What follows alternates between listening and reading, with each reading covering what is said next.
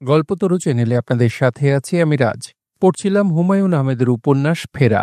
পড়ছি এর তৃতীয় পর্ব। বর্ষার জন্য অসুখ বিসুখ হতে শুরু করেছে। পেট খারাপ, জ্বর, অসুখ বলতে এই দুটি। মানুষের হাতে টাকা আছে, কিছু হতেই ডাক্তারের ডাক পড়ে। কাজেই আমিন ডাক্তারের ভালো সময় যাওয়ার কথা, কিন্তু তা যাচ্ছে না। বর্ষার আগে আগে নতুন একজন ডাক্তার এসে পড়েছে। এই অঞ্চলের লোকেদের হাতে যখন টাকা পয়সা থাকে তখন হঠাৎ করে শহরে ডাক্তার এসে উদয় হয়। লোকেদের টাকা পয়সা যখন কমে আসতে শুরু করে তখন বিদেয় হয়। আগেও এরকম হয়েছে। এতে আমিন ডাক্তারের তেমন কোনো অসুবিধা হয়নি। সোহাগীর লোকজন পুরনো ডাক্তারকেই ডাকে। কিন্তু এই বছর অসুবিধা হচ্ছে। নতুন যে ডাক্তার এসেছেন তিনি সোহাগীর লোকজনদের চোখ ধাঁধিয়ে দিয়েছেন। ডাক্তারটির নাম শেখ ফজলুল করিম। এসেছেন মোহনগঞ্জ থেকে। সেখানে ডাক্তার সাহেবের বড় ফার্মেসি আছে, শেখ ফার্মেসি। ডাক্তার সাহেবের সঙ্গে যে অ্যাসিস্ট্যান্ট এসেছে সে আরেক বিষয়। লোকটির বাড়ি জৈনপুরে। বাংলা বলতে পারে না। সন্ধ্যাবেলা ডাক্তার সাহেবের ঘরের উঠোনে বসে সুর করে তুলসীদাসের রামচরিত মানস পড়ে। ডাক্তার সাহেব নিজেও কম বিস্ময় সৃষ্টি করেননি। তিনি সঙ্গে একটি ঘোড়া নিয়ে এসেছেন। এই বৃষ্টি বাদলার দিনে ঘোড়া কি কাজে লাগবে জিজ্ঞেস করলে উচ্চস্বরে হেসে বলেছেন, শীতকালের জন্য ঘোড়া আনা হয়েছে। তার মানে লোকটি শুধু বর্ষার সময়ের জন্য আসেনি, দীর্ঘ পরিকল্পনা নিয়ে এসেছে। মানুষ হিসেবে অত্যন্ত মধুর স্বভাব। কদিন হয়ে এসেছেন, এর মধ্যেই গ্রামের সবার নামধাম জানেন। দেখা হলে খোঁজ খবর করেন। ওষুধের জন্য গেলে প্রথমেই বলেন, বিনা পয়সায় ওষুধ দিতে পারি, কিন্তু ওষুধে কাজ হবে না। পয়সা দিয়ে ওষুধ নিলে তবেই ওষুধ কাজ করে। গ্রামের সবার ধারণা কথাটি খুব ন্যায্য। ডাক্তার সাহেবের কাছে সপ্তাহে একটি কাগজ আসে, দেশের ডাক। তিনি উচ্চস্বরে সেই কাগজ পড়ে শোনান। পড়া শেষ হলে চিন্তিত মুখে বলে, ইস, দেশের সর্বনাশের আর বাকি নাই। গ্রামের লোকজন সর্বনাশের কারণ ঠিক বুঝতে পারে না, কিন্তু ডাক্তার সাহেবের বিদ্যা বুদ্ধিতে চমৎকৃত হয়। আমিন ডাক্তার মহা বিপদে পড়ে গেল। রোগীপত্তর একেবারেই নেই। পাওনা টাকা পয়সাও কেউ দিচ্ছে না। সোহাগীর লোকজন যেন ভুলেই গেছে এই গ্রামে আমিন ডাক্তার নামে পুরনো একজন ডাক্তার আছে।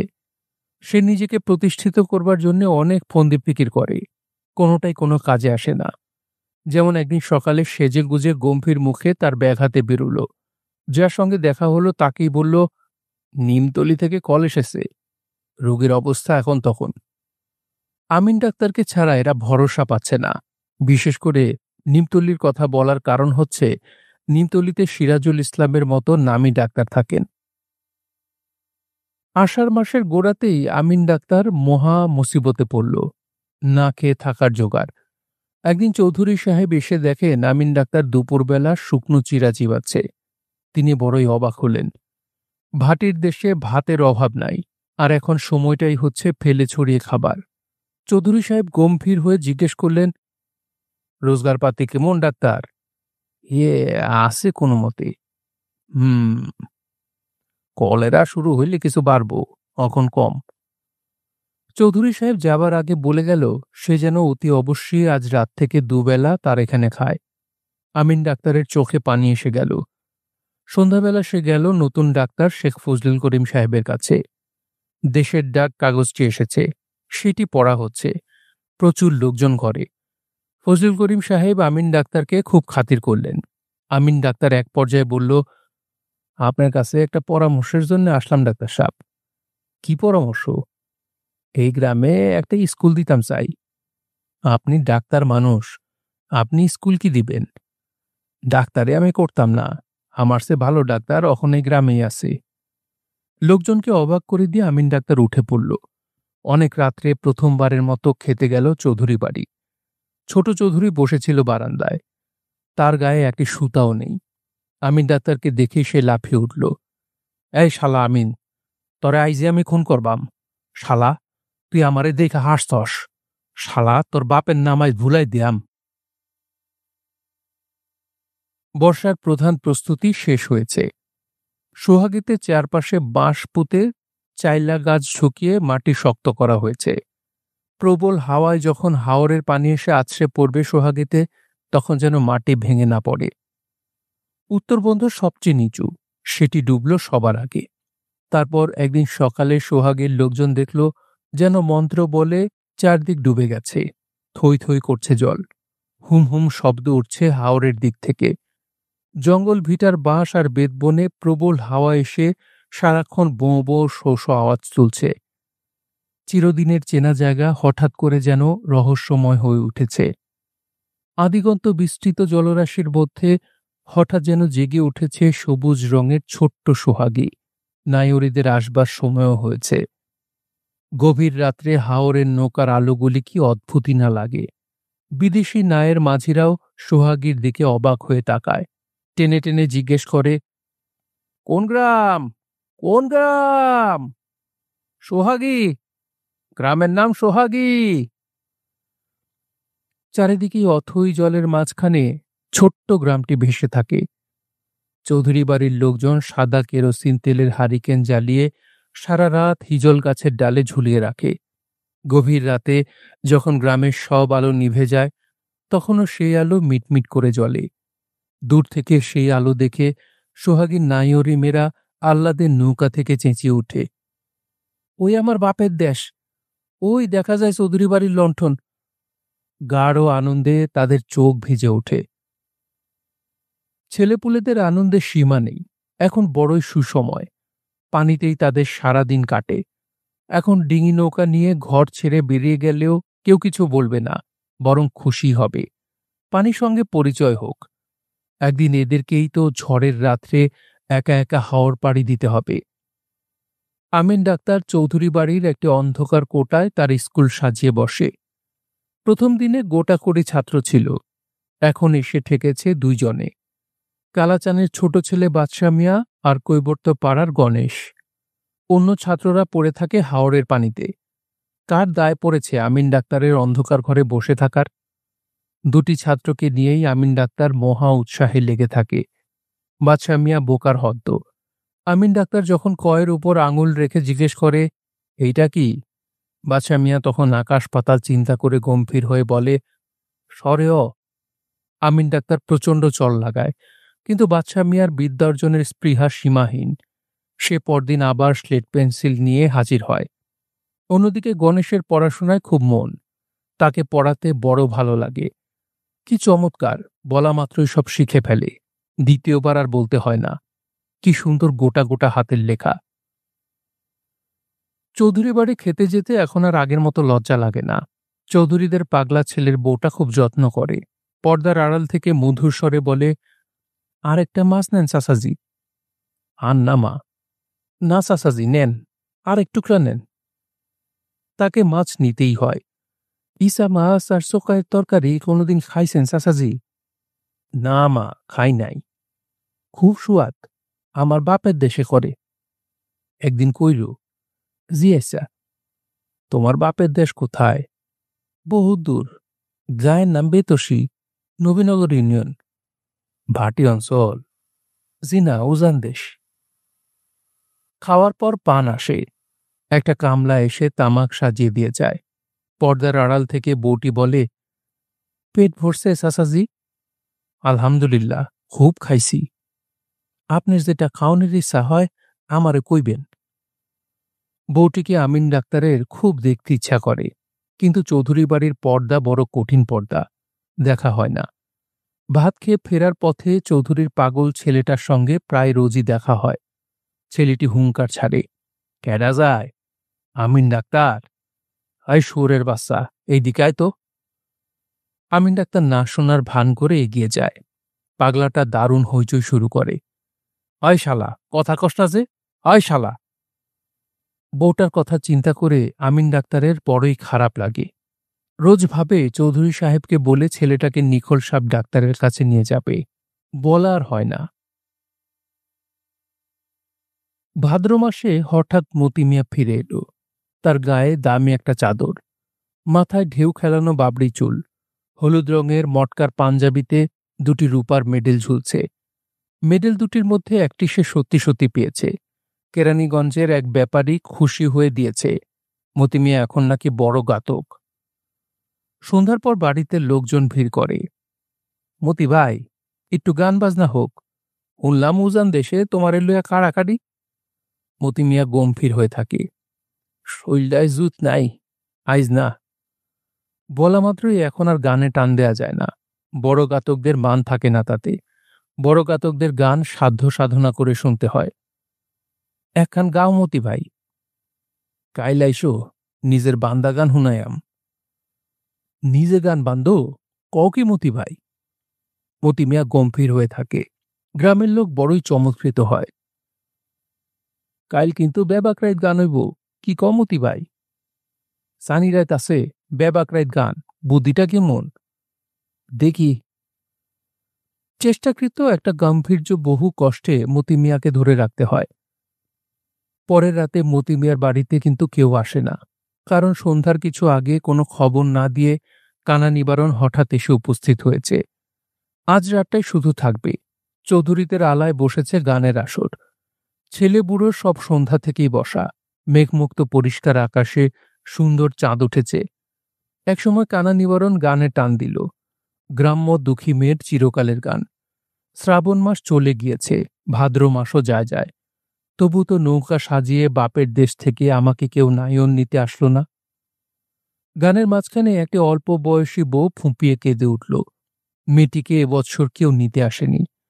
তাকে কাঁদতে দেখে অনেকেই চোখে আঁচল দিল, কিন্তু কানা নিবারণকে এই সব কিছুই স্পর্শ করছে না। সে সমস্ত জাগতিক ব্যথা বেদনার ঊর্ধ্বে।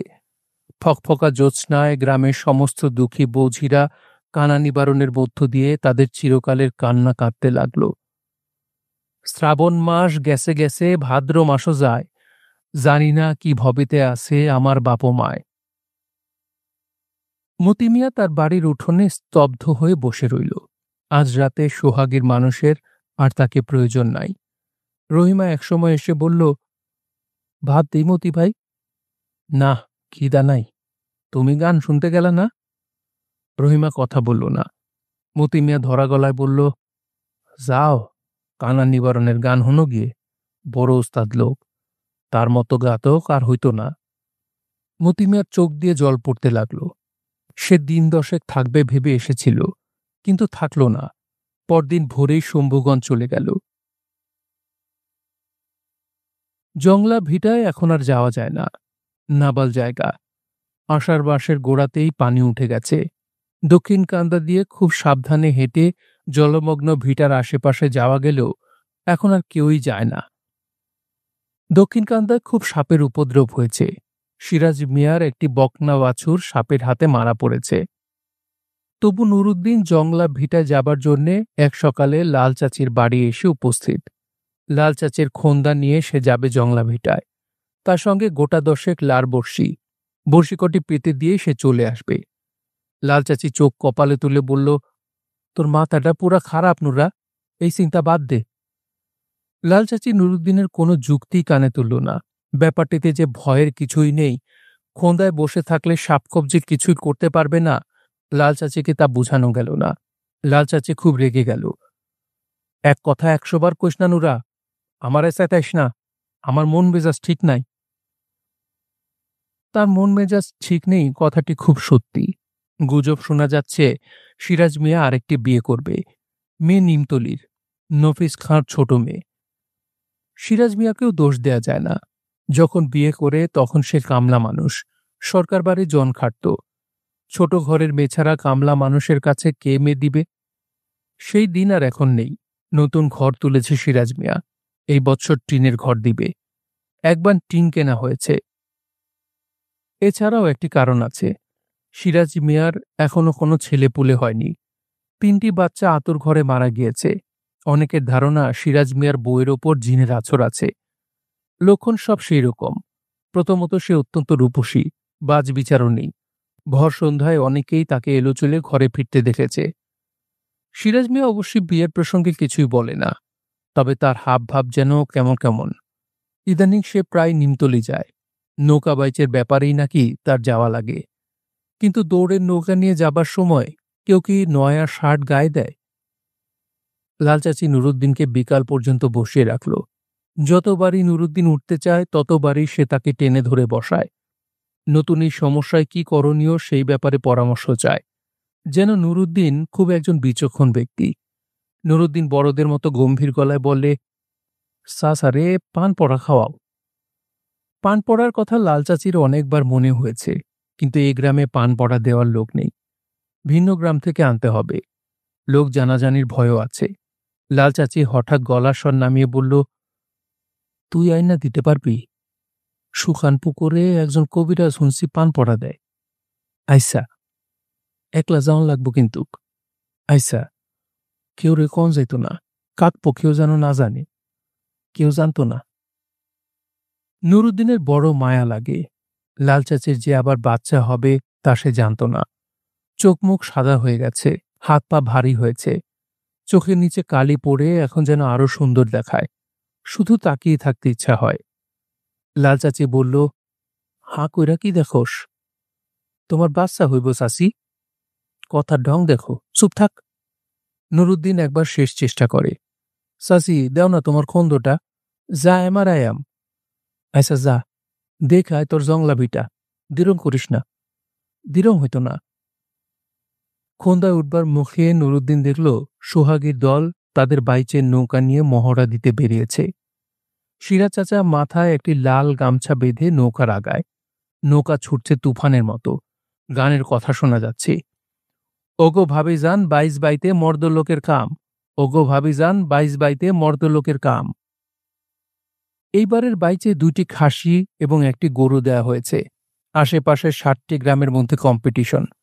ভাবসাব যা দেখা যাচ্ছে এবছর সোহাগীর দল বোধহয় জিতেই যাবে। জংলা ভিটাকে আর চেনা যায় না। পানিতে ডুবে একাকার। কেমন যেন একটা ভ্যাপসা পচা গন্ধ। বাঁশের ঝোপ আরো যেন ঘন হয়েছে। চারদিক দিন মানেই অন্ধকার। জংলা ভিটা ডুবিয়ে পানির ডেফল গাছের গুড়ি পর্যন্ত উঠেছে। খালের মাঝামাঝি লম্বা জলজ ঘাস জন্মেছে। সেই সব ঠেলে খন্দা নিয়ে এগোনোই যায় না। নুরুদ্দিন ভেসে বেড়াতে লাগল। এক জায়গায় দেখা গেল 4-5টি থোরকল। এখানে থৈরকল গাছ আছে তা কোনোদিন তার চোখেই পড়েনি। থোকা থোকা থৈরকল পেকে লাল টুকটুক করছে। কি আশ্চর্য! নুরুদ্দিন অবাক হয়ে তাকিয়ে থাকল। এই সময় অদ্ভুত একটি কাণ্ড হল। হঠাৎ চারদিক সচকিত করে থৈরকল গাছ থেকে অসংখ্য কাক একসঙ্গে কাকা করে উঠে গেল। উত্তর দিকের ঘন বাঁশবনে হাওয়ার একটা দমকা ঝাপটা বিচিত্র একটি হাহা শব্দ তুলল। তার পরপরই নুরুদ্দিন শুনল একটি অল্প বয়সী মেয়ে যেন খিলখিল করে হেসে উঠল। সঙ্গে সঙ্গে চারদিক নিশ্চুপ। গাছের পাতাটিও নড়ে না। চারদিক শুনশান। নুরুদ্দিন ভয়ে কাতর স্বরে বলল, ক্যাডা গো, ক্যাডা? আর তখন তার চোখে পড়ল জংলা বাড়ির ভিটার কাছে, যেখানে জল শ্যাওলায় ঘন সবুজ হয়ে আছে, সেখানে মাথার চুল এলিয়ে উপুর হয়ে মেয়েটি ভাসছে। অসম্ভব ফর্সা, তার একটি হাত ছড়ানো, হাত ভর্তি গাঢ় রঙের চুড়ি। একসময় প্রবল একটা বাতাস এলো। মেয়েটি ভাসতে ভাসতে এগিয়ে আসতে লাগলো নুরুদ্দিনের দিকে, যেন ডুব সাঁতার দিয়ে ধরতে আসছে তাকে। আকাশ পাতাল জ্বর নিয়ে বাড়ি ফিরল নুরুদ্দিন। মুখ দিয়ে ফেনা ভাঙছে, চোখ গাঢ় রক্তবর্ণ। লোকজন ঠিক চিনতে পারছে না। আমিন ডাক্তার এসে যখন জিজ্ঞেস করল, কি হয়েছে নুরু? নুরু ফ্যাল ফ্যাল করে তাকাল। কি হয়েছে কদেহি নুরু? ভয় পাইছি চাচা। কি দেখছস? একটা মেয়ে মানুষ সাঁতার দিয়ে আমারে ধরতে আইছিল, হাতের মধ্যে লাল চুড়ি। প্রচণ্ড ঝড় হলো সেই রাত্রে। ঘন ঘন বিজলি চমকাতে লাগল। কালাচান খবর আনল নিমতলির দোষ লাগা তালগাছে বজ্রপাত হয়েছে।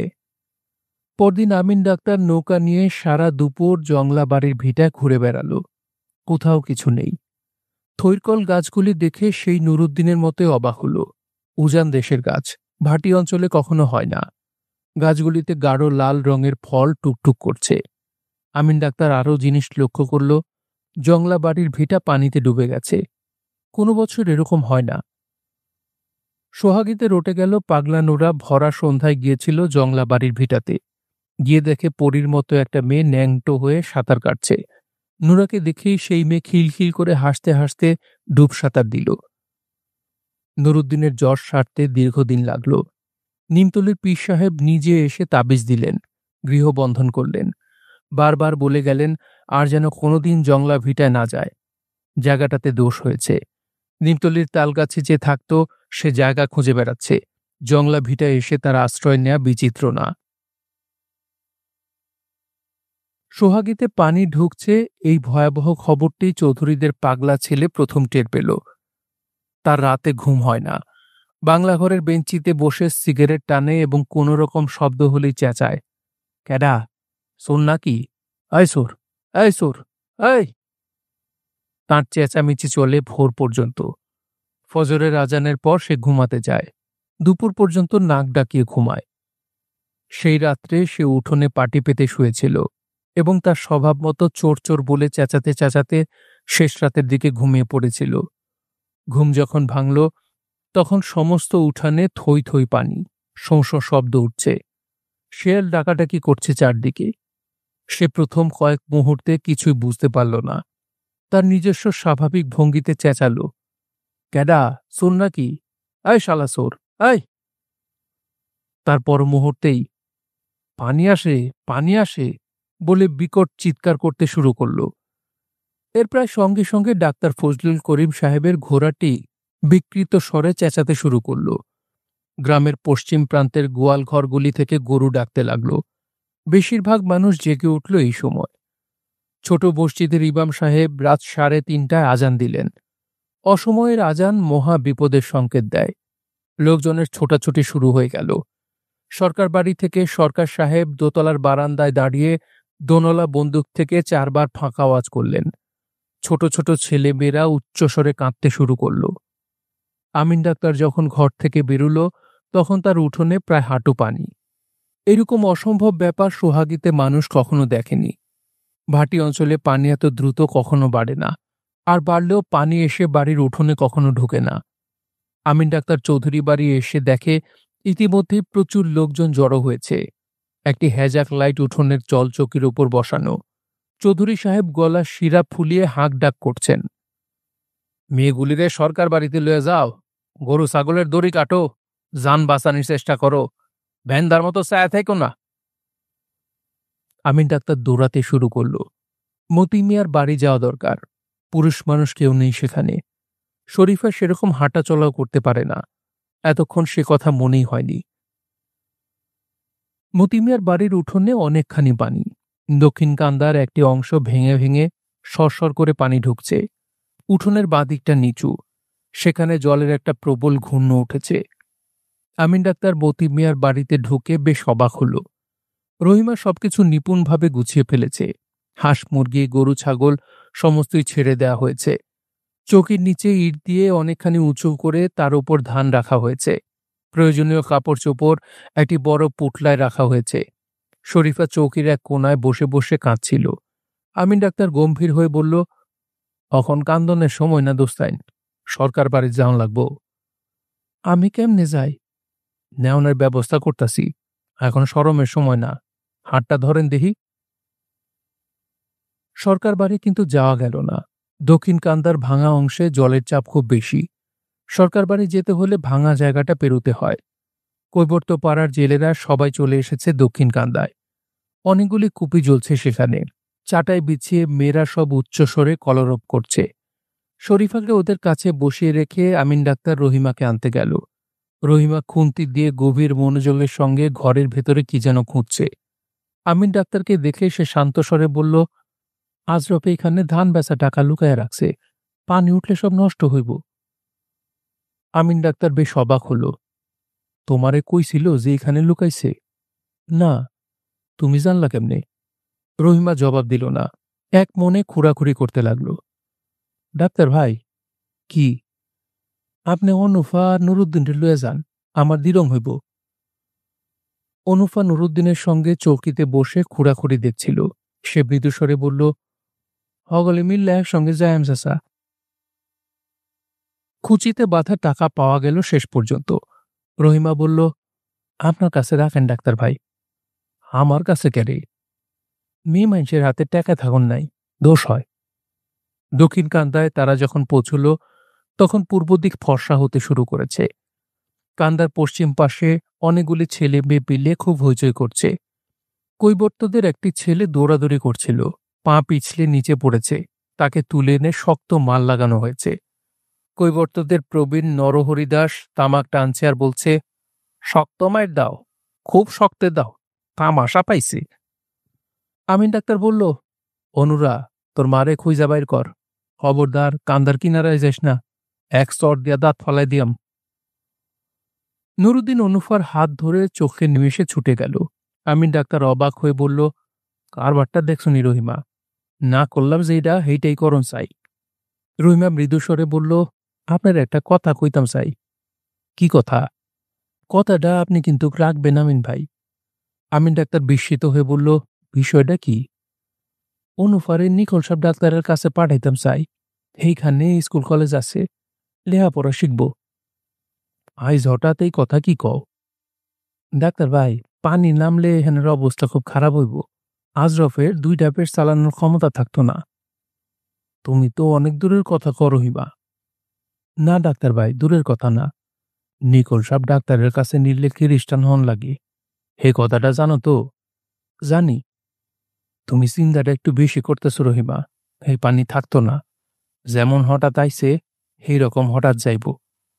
ডাক্তার ভাই, এই পানি মেলা দিন থাকবো। কান্দার ঠিক মাঝখানে কারা যেন একটা আগুন করেছে। দুর্যোগের সময় মানুষ প্রথমে অকারণেই একটা আগুন জ্বালাতে চেষ্টা করে। আজকের এই আগুনের অবশ্যই প্রয়োজন ছিল, ভেজাকার শুকাতে হবে। তাছাড়া বিলের দিক থেকে ঠান্ডা হাওয়া দিচ্ছে। আমিন ডাক্তার দেখল ফজলুল করিম সাহেব আগুনের কাছে এসে হাত মেলে দাঁড়িয়ে আছেন। তার এখানে আসার কথা নয়, তার ঘরের কাছাকাছি সরকার বাড়ি। এই যে ও ভাই আমিন ডাক্তার, এ কি অবস্থা? অবস্থাটা খারাপই। আপনি এত দূর আসলেন? আমার ঘোড়ার খোঁজে আসছি। মরেই গেছে নাকি? কি বিপদ দেখেন তো। পাইছেন ঘোড়া? কই পাবো বলেন? ছি ছি, মানুষ থাকে এখানে? নুরুদ্দিন আর অনুফা জারুল গাছের গুড়িতে চুপচাপ বসে আছে। গাছটা কান্দার ধার ঘেঁষে উঠেছে। নিচে তাকালেই পানির ঘোলা আবর্ত চোখে পড়ে। শরীফা বেশ কয়েকবার ডাকল, নুরু, অত পানির ধারে থাকিস না, কাছে এসে ব। নুরু গা করে না, ফিসফিস করে অনুফাকে কি যেন বলে। অনুফা খিলখিল করে হেসে উঠে। শরীফা ধমকে ওঠে, হাসিস না, খবরদার, বিপদের মধ্যে হাসি, কিছুই তোর মায়ে শিখায় নাই। ভোরবেলা দেখা গেল ঘোলা পানি কান্দা ছুঁচুই করছে। নরহরি দাস মুখ কালো করে ঘুরে বেড়াতে লাগল। 26 সনের বানের লাহান লাগে গো। কৈবর্তদের 4টি নৌকা জারুল গাছের গুড়িতে শক্ত করে বাঁধা। আমিন ডাক্তার বেশ কয়েকবার বলেছে নৌকাতে করে সবাইকে সরকার বাড়িতে নিয়ে যেতে। সরকার বাড়ি অনেকখানি উঁচুতে, তাছাড়া পাকা দোতলা বাড়ি। মেয়ে ছেলেরা সবাই দোতলায় থাকতে পারবে। কৈবর্তরা রাজি না, তারা দক্ষিণ কান্দাতেই থাকতে চায়। সারা রাত ঝড় বৃষ্টি কিছুই হয়নি। সকালবেলা দেখা গেল আকাশে ঘন কালো মেঘ।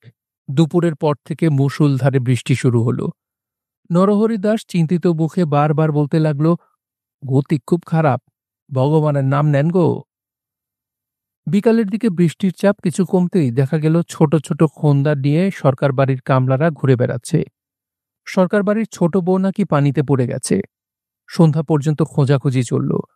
রাত প্রথম প্রহর পোহাবার আগেই কান্দার উপর আধ হাত পানি উঠে গেল। পানি থাকলো সব মিলিয়ে 6 দিন। এতেই সোহাগের সর্বনাশ হয়ে গেল। ভাত না খেয়ে বাঁচার রহস্য সোহাগের লোকজনের জানা নেই। চৈত্র মাসের দারুণ অভাবের সময়ও এরা ফেলে ছড়িয়ে 3 বেলা ভাত খায়। এবার কার্তিক মাসে কারো ঘরে একদানা চাল নেই। জমি ঠিকঠাক করার সময় এসে গেছে। বীজ ধান দরকার, হালের গরু দরকার। সিরাজ মিয়ার মতো সম্ভ্রান্ত চাষিও তার কিনে রাখা ঢেউটিন জলের দামে বিক্রি করে দিল। ঘরে ঘরে অভাব। ভেজা ধান শুকিয়ে যে চাল করা হয়েছে সে চালে উৎকট গন্ধ, পেটে সহ্য হয় না। মোহনগঞ্জ থেকে আটা এসেছে। আটার রুটি কারোর মুখে রুচে না, কেউ খেতে চায় না। লগ্নির কারবারিরা চড়া সুদে টাকা ধার দিতে শুরু করল। ঠিক এই সময় কলেরা দেখা দিল। প্রথম মারা গেল ডাক্তার ফজলুল করিম সাহেবের কম্পাউন্ডারটি। হাতির মতো জোয়ান লোক, 2 দিনের মধ্যেই শেষ। তারপর দিনই একসঙ্গে 5 জন অসুখে পড়ল। আমিন ডাক্তার দিশাহারা হয়ে পড়ল। ওষুধপত্র নেই, খাবার নেই, কিভাবে কি হবে। রাতে ঘর বন্ধ করে বসে থাকে সবাই। ওলা ওঠার সময় খুবই দুঃসময়। তখন বাইরে বেরুলে রাত বিরাত বিকট কিছু চোখে পড়তে পারে। চোখে পড়লেই সর্বনাশ। ডাক্তার ফজলুল করিম সাহেব কলেরা শুরু হওয়ার চতুর্থ দিনে কাউকে কিছু না বলে চলে গেলেন। আমিন ডাক্তারের কাছে ওষুধপত্র নেই। নিমতলী সিরাজুল ইসলামের কাছে লোকজন গিয়েছিল, তিনি আসলেন না। নিমতলীতেও কলেরা লেগেছে, সেখানকার অবস্থা ভয়াবহ।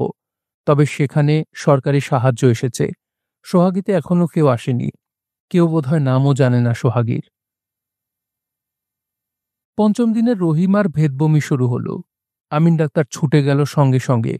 করবার কিছু নেই, রোগীর পাশে বসে তাকিয়ে থাকা ছাড়া আর কি বা করা যায়। শরীফা রহিমার মাথা কোলে নিয়ে বসেছিল। নুরুদ্দিন অনুফার হাত ধরে বারান্দায় বসেছিল। শরীফা ডুকরে কেঁদে উঠল। এ কি সর্বনাশ ডাক্তার! আল্লাহর নাম নেন, আল্লাহ নিকাবান। রহিমার শরীর খুবই খারাপ হলো মাঝরাত্রে। শরীফা ধরা গলায় বলল, কিছু খাইতে মন চায় বোন? না বোন, আমার উপরে রাগ রাখো না। না, আমার রাগ নাই, তোমরা সাথে আমি সুখী আছিলাম। শরীফা হাউমাউ করে কাঁদতে লাগল। আমিন ডাক্তার উঠোনের চুলায় পানি সিদ্ধ করছিল। শরীফা বেরিয়ে এসে বলল, এরে নিকল সাহেব ডাক্তারের কাছে নিলে ভালো হইয়া যেত। সময় নাই দোস্তাইন, সময়ের অনটন। রহিমা মারা গেল শেষ রাত্রে। অনুফাকে দেখে মনে হলো না সে খুব বিচলিত হয়েছে। আমিন ডাক্তার বলল, অনুফা বেটি, সিদ্ধ পানি দিয়া গোসল করো। সব জামা কাপড় পানির মধ্যে সিদ্ধকরণ দরকার। অনুফা কোনো আপত্তি করল না।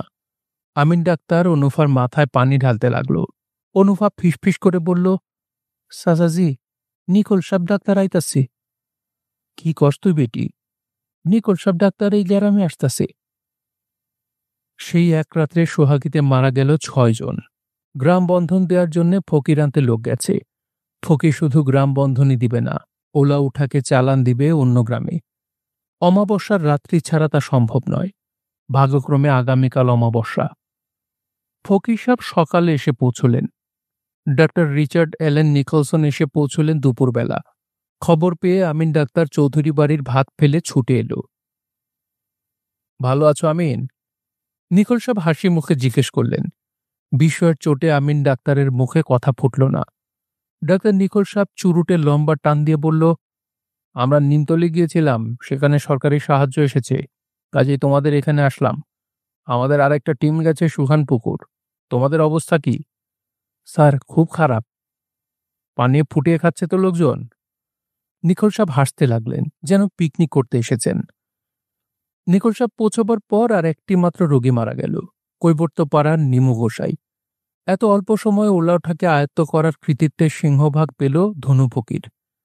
ফকির সাহেব ওলা ওঠাকে পশ্চিম দিকে চালান করেছেন, সেই কারণে শেষ রোগীটা হয়েছে পশ্চিমের কৈবর্তপাড়ায়। নিকল সাহেব ডাক্তার শুক্রবার চলে গেলেন। যাবার সময় অনুফাকে সঙ্গে করে নিয়ে গেলেন। অনুফা কোনোরকম আপত্তি করল না। নিকল সাহেব ডাক্তার বারবার জিজ্ঞেস করলেন, আমিন বলছে তোমার মায়ের ইচ্ছা ছিল তুমি আমার স্কুলে পড়ো, কি যেতে চাও? অনুফা মাথা নাড়ল, সে যেতে চায়। কাঁদবে না? হুম। নাম কি তোমার? অনুফা। এত আস্তে বলছো কেন? আমাকে ভয় লাগছে? হুম। নৌকা ছাড়ার ঠিক আগে আগে আমিন ডাক্তার চৌধুরীদের পাগলা ছেলেটাকে ধরে এনে হাজির করল। যদি নিকল সাহেব কোনো চিকিৎসা করতে পারে। নিকল সাহেব জিজ্ঞেস করলেন, কি নাম আপনার? চৌধুরী জমির আলী। কি অসুবিধা আপনার? জি না, কোনো অসুবিধা নাই। রাত্রে ভালো ঘুম হয়? জি হয়। অত্যন্ত শান্ত ভদ্র কথাবার্তা। নিকল সাহেব ডাক্তার নৌকা ছেড়ে দিলেন। বড়গাঙের কাছাকাছি নৌকা আসতেই অনুফা বলল, নুরু ভাই খাড়ায় আছে ওইখানে। নিকল সাহেব অবাক হয়ে দেখলেন নুরুদ্দিন নামে শান্ত ছেলেটা সত্যি দাঁড়িয়ে আছে। অত দূর আসলো কি করে? নৌকা ভিড়াবো, কথা বলবে? না। যে মেয়েটি সারাক্ষণের জন্য একবার কাঁদেনি, সেইবার ফুপিয়ে কেঁদে উঠল। ভাতের কষ্ট বড় কষ্ট। নুরুদ্দিনের পেটে সারাক্ষণ ভাতের খিদে লেগেই থাকে। শরীফা রোজই বলে, আজ রব টাকা পয়সা লয়ে আসো, 2 বেলা ভাত রান্নু। কোন দিন আইব? কবে যে আসবে তা শরীফাও ভাবে। কোনোই খোঁজ নেই। নুরুদ্দিন গয়নার নৌকায় রোজ 2 বেলা খোঁজ করে। মাঝে মাঝে চলে যায় লাল চাচির বাড়ি। দুপুরে কি রাঁধছো চাচি? ভাত? না রে, যাও, খাবি যাও, দেই এক বাটি। না। নুরুদ্দিন খানিকক্ষণ চুপ করে থেকে বলে, রাইতে ভাত হইব নি চাচি? দূর, ভাত আছে দেশটার মধ্যে, অত খাওয়ানোর ইচ্ছা হয় চাচি? লাল চাচি ছোট্ট নিঃশ্বাস ফেলে বলে, সাইডটা চাউল ঘরে আছে, দিমু ফুটাইয়া। আইসা দাও। লাল চাচি নুরুদ্দিনের কোলে বাচ্চা দিয়ে অল্প কিছু চাল বসায়। বাচ্চাটা অসম্ভব রুগ্ন, ট্যাঁটে করে কাঁদে। কিছুতেই তার কান্না সামলানো যায় না। লাল চাচি শান্ত স্বরে বলে, ভাতের কষ্ট বড় কষ্ট রে নুরা। হ, নতুন ধান উঠলেই কষ্ট মনে থাকতো না। নুরুদ্দিন খেতে বসে হাসি মুখে বলে, অনুফা 3 বেলা ভাত খায়, ঠিক না চাচি? হুম। ফালাইয়া এড়াইয়া খায়, ঠিক না চাচি? হুম। নিকল সাহেবের তো আর পয়সার অভাব নাই। বিকালের দিকে নুরুদ্দিন তার মাছ মারার সাজ সরঞ্জাম নিয়ে বের হয়। বাড়ির পেছনের মজা খালটাতে গোটা 10 লাল বড়শি পাতা আছে। বড়শিগুলির মাথায় জ্যান্ত লাটি মাছ। লাটি মাছের প্রাণ বড় শক্ত প্রাণ। এই অবস্থাতেও সে 10-12 ঘন্টা বেঁচে থাকে। নুরুদ্দিনের কাজ হচ্ছে লাটি মাছগুলি মরে গেল কিনা তাই দেখা। মরে গেলে সেগুলি বদলে দিতে হয়। মাছ কিন্তু ধরা পড়ে না। জংলা ভিটায় এই পরিশ্রম করলে রোজ 2-3টা মাছ ধরা পড়ত। নুরুদ্দিনের বড় ইচ্ছা করে জংলা ভিটায় যেতে, সাহসে কুলায় না। একটা ফর্সা হাতের ছবি চোখে ভাসে, হাত ভর্তি গাঢ় লাল রঙের চুড়ি। এত লাল চুড়ি হয় নাকি? আমিন ডাক্তারের স্কুলে যাওয়াও নুরুদ্দিন বন্ধ করে দিয়েছে। সারা সকাল বসে বসে সরে সরে করে চেঁচাতে খুব খারাপ লাগে। এর চেয়ে সরকার বাড়ির জলমহলের কাছে ঘোরাঘুরি করলে কত কি দেখা যায়। জলমহল এই বৎসর মাছে ভর্তি। পরপর 3 বৎসর পাইল করা হয়েছে। সাধারণত পানি বেশি হলে মাছ কমে যায়। এই বছর হয়েছে উল্টো। নরহরি দাস বলেছে এত মাছ সে কোনো জলমহলে দেখেনি। নুরুদ্দিন সারা সকাল জলমহলের পাশে বসে থাকে। সরকাররা মাছ ধরার খুব বড় আয়োজন করছেন এই বৎসর। তাদের ছোট জামাই আসবেন বলে শোনা যাচ্ছে। ছোট জামাই গান বাজনায় খুব উৎসাহী। জামাই আসলে নিশ্চয়ই কানা নিবারণকে আনা হবে। 2 বছর আগে তিনি যাত্রা গান আনিয়েছিলেন, বৈকুণ্ঠের দল। পালার নাম মীনা কুমারী। 3 রাত যাত্রা হয়েছিল। সেই 3 রাত সোহাগের কারোর চোখে ঘুম ছিল না। ছোট জামাই আসার খবর হলে সোহাগেতে একটা চাপা উত্তেজনা বিরাজ করে। এবার তেমন হচ্ছে না। পেটে ক্ষুধা নিয়ে গান বাজনার কথা ভাবতে ভালো লাগে না। আজরফ ফিরল আশ্বিন মাসে। শরীফার ধারণা আজরফ খালি হাতে আসেনি, বেশ কিছু টাকা পয়সা নিয়ে এসেছে। তার ধান বিক্রির টাকা আমিন ডাক্তারের কাছে। শরীফা চেয়ে চিনতে কিছু এনেছে। সেই টাকার প্রায় সবটাই রয়েছে, খরচ হয়নি। শরীফা ভেবেছিল আজরফ আসামাত্র ধান টান কিনবে, খাওয়ার কষ্ট দূর হবে। আজরফ সেরকম কিছুই করছে না। অন্য সবার মতো ঘোরাঘুরি করছে জলমহালে কাজ করবার জন্যে। একদিন শরীফা বলেই ফেলল, টাকা পয়সা কিছু আনছস? হুম। কত টেহা? আছে কিছু। ধান টান কিছু কিনন দরকার, নুরা ভাত খাইতে পারে না।